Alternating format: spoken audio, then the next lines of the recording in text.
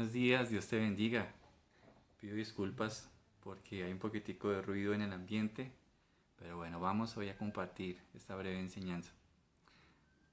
¿Estás pensando cada día en crecer para el Señor? ¿Es esta una de tus prioridades en lo que haces? Miremos qué nos dice la Escritura frente a este tema tan importante, de esta urgente necesidad que debe haber en nuestro corazón de buscar crecer para el Señor. Vamos a leer Colosenses capítulo 1.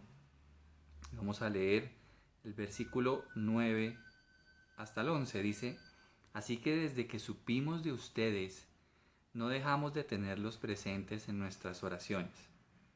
Le pedimos a Dios que les dé pleno conocimiento de su voluntad y que les conceda sabiduría y comprensión espiritual. Entonces, la forma en que vivan siempre honrará y agradará al Señor, y sus vidas producirán toda clase de buenos frutos. Mientras tanto, irán creciendo a medida que aprendan a conocer a Dios más y más.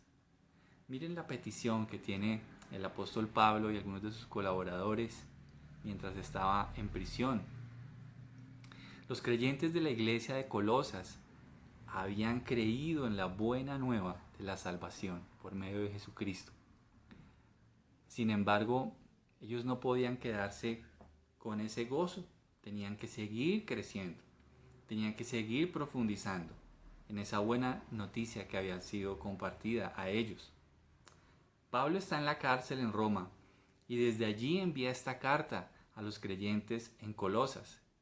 Él está gozoso de ver que esa esperanza gloriosa de salvación y de vida eterna había embargado los corazones de los creyentes en Colosas.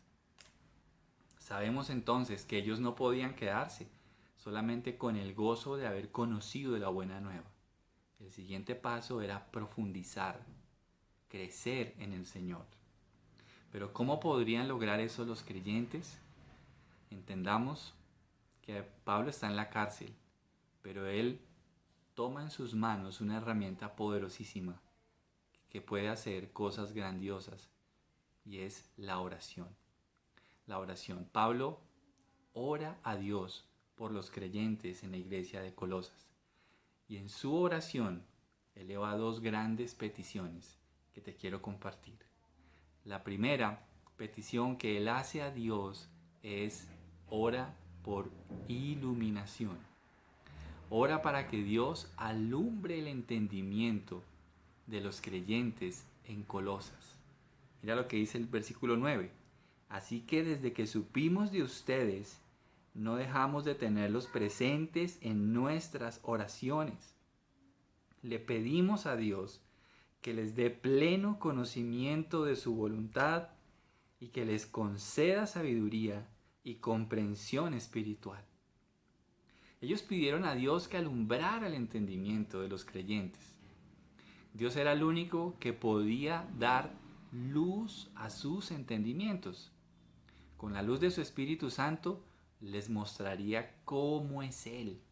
Y mientras eso sucedía, la vida de los creyentes iría cambiando. Mira lo que dice el versículo 10. Entonces la forma en que vivan siempre honrará y agradará al Señor, y sus vidas producirán toda clase de buenos frutos. Mientras tanto, irán creciendo a medida que aprendan a conocer a Dios más y más.